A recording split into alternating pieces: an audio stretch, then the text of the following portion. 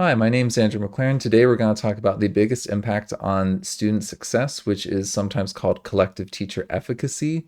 This is essentially our ability as a group to believe in ourselves and our colleagues as well to have a positive impact on students.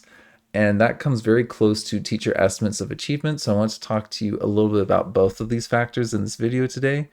And here's a little overview of the video. We'll talk about Hattie's factors and what they are, these biggest impact factors, and a little bit of my take on that. And then we're going to talk about what other factors are pretty important and what factors actually hurt students the most as well as benefit them the most. And then how do we use these bits of information to actually make learning better. So you should be able to understand these biggest factors and how you can actually implement them by the end of the video. So Hattie's factors are these various educational factors in these studies that they looked at where they're like, okay, if we look at all these studies, where do we see the most growth and correlate that with what variables, right? So there's all these different things that they looked at, and they found that some things had bigger impacts, like this collective teacher efficacy, if you're looking in this diagram down in the lower right-hand corner. And then some things did not have that big of effect, or they may have even had a negative effect, like boredom, that's going to hurt students' abilities to learn. So those are like negative impact factors. But for the most part, he looked at things that had positive impact and tried to figure out like what has the biggest impact, aka where should we focus on trying to help certain places do better. So there's a website that does a pretty nice job of showing how to like navigate around all of the information around this. So that's the Visible Learning org website. There's also a book that Hatti has written as well as the actual study itself, but you need to have access to a journal for that. So this book is a pretty nice option for most teachers. And what I've found is that to really wrap your head around this, it really helps to look at some visualizations of the data. But this is on the visiblelearning.org website, which has, as I said, links to the book and all these infographics and all these other bits of information around this. So it's a pretty cool thing. I would definitely encourage you to check it out. You can also see John Hattie's got his book here on good old Amazon. So you can kind of get an idea of where to get it and where this information is coming from. And I really like this visualization of like where these impact factors kind of came from. So you can see that there was all these different meta studies that he looked at, and then these underlying studies for these different impact factors. It might be kind of hard to see on my screen here, so I'll have this link and all the other links in the description of this video. But you can see there's like thousands of studies that have been put together for like teaching strategies and computer assisted learning. Some of these only have a couple hundred, some of them are much smaller than that, right? So that's important to keep in mind that not all these things were equally measured, but they have a good sample size for each one. And there's quite a few people that were studied in putting together these meta-analysis. So that supposedly makes this like more true, these impact factors. But there's some issues with the meta-analysis components. We'll talk a little bit more about that soon, but this is one way of getting an idea of like what Hattie's research is. It's basically he put together all these other research papers and looked at what words correlated the most with student success. So I want to talk about the two biggest impact factors because the number one biggest impact factor here is kind of controversial. It basically is if you think you and your colleagues are not making a difference, that's going to hurt students. If you think that you are making a difference or that your colleagues can make a difference, that actually helps students. So collaboration around common goals makes this a lot easier. So you understand what your colleagues are doing, right? And you can actually build off of each other's strengths. And you can see like, oh, that language arts teacher does a really nice job with citing sources. I'm going to incorporate that into my CER work as a science teacher.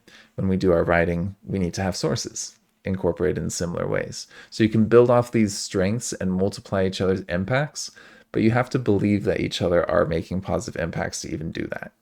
But this seems to come across as kind of blaming the teachers. So I remember looking at Hattie's research at the first school that I worked at, and as a team of teachers reading this, it kind of felt like we were being blamed.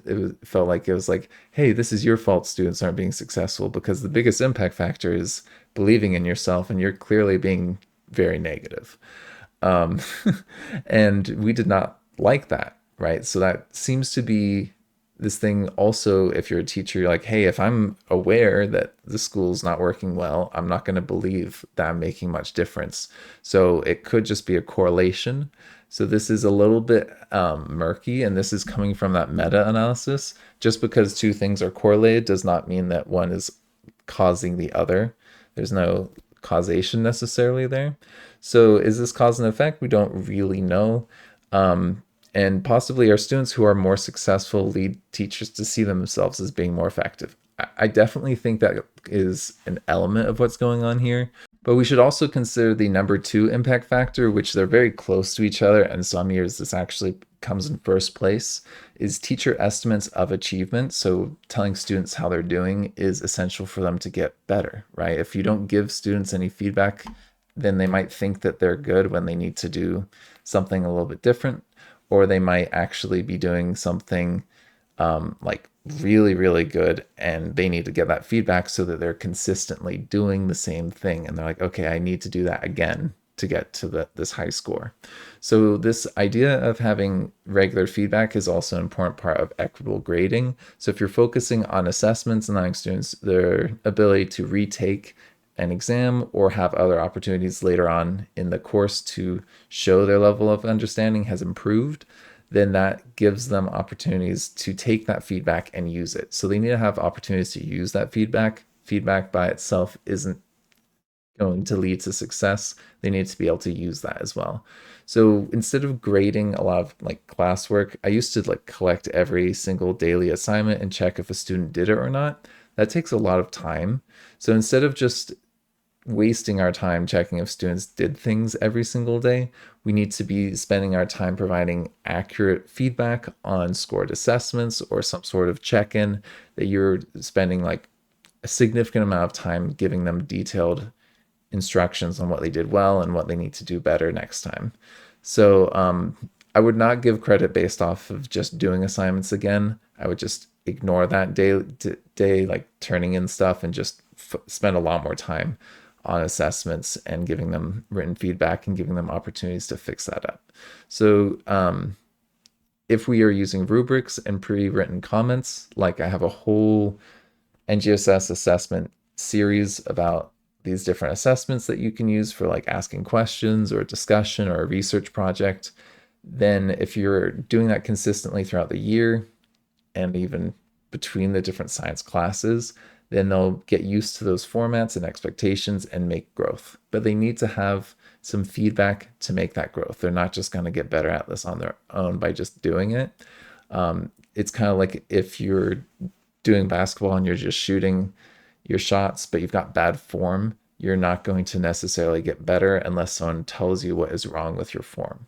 And then you're going to be able to improve with that regular feedback and practice. So practice is an important part of this, but it needs feedback to have that practice actually be meaningful. So if you look at Hattie's studies, there's like kind of a mind-bending amount of factors that he's got listed out. This is one image that I found, which you can't even read the factors. There's so many, they're too small to read. So we can focus on the extremes to see the biggest impact factors. And this is going to change a little bit between each year, but you can see, for example, here we've got the teacher estimates of achievement is very highly rated, and collective teacher efficacy. But then there's also these things like response to intervention. That's pretty important. Teacher credibility or self-reported grades. So students scoring themselves is a pretty important factor. Now, teachers scoring them is a little bit more important, at least this year.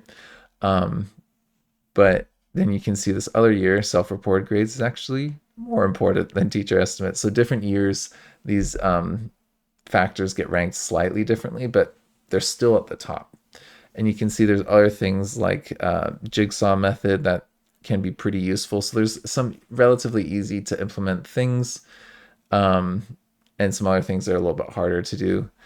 Cognitive task analysis, I don't even know what that is. Like there's so many terms in here where it's like, what is this? It can be a little bit hard to know, but this idea of having regular feedback seems to be in a couple different factors where students are able to give each other feedback as well. In this like jigsaw method, that's a similar sort of way of like giving information and getting information from others, right? So those are what factors help people the most in a positive way. But it's also important for us to consider what hurts students the most. These are things that oftentimes may not seem like they're in our control, like things like having ADHD or being bored or depressed. Those are things that are really hard for us to control sometimes. There's some things that we can do to try and make things more fun. But then if a student's moving between schools, if they're just a migrant family, that's going to be negatively impacting their learning.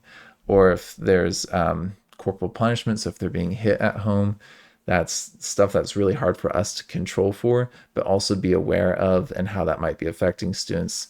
And then there's other things in here like retention. So if students are being held back in grade levels, that really hurts them, or if they're being suspended or expelled, really hurts them. So there's a bunch of things in here that it, they make a lot of sense. It's things like, oh, if a parent is deployed, that's gonna be hard on a kid, right? Or if their family's on welfare, there's a lot of things going on in their life outside of school, which is they're very stressful, and so it's going to be hard for them to work in school and make growth. So there's a lot of things here that, I mean, we kind of know these things. These are the things where teachers like, can I make a big impact? I don't know, because there's all these other impact factors that are negatively hurting this kid, which is totally fair. But there are some things that we can say like, okay, well, I can't really affect that, but I can advocate for some changes to help them out. So how do we use this information? Some of it is more actionable. Some of it is kind of like believe that you can make a difference or fake it till you make it. That might not actually be effective because again, that might be due to a correlation, not necessarily like a causation relationship between the collective teacher efficacy and growth. But you can definitely find ways to give more specific feedback. I think all teachers, there's ways for us to give more specific feedback to students. And that is a big part of this shift in grading that we're seeing right now, away from just like behavior points being collected. It needs to be more about telling a student where they're at with a specific skill and giving them opportunities to do better with that skill throughout the year. We can also advocate for keeping students in their current grade level and in regular classrooms as much as possible.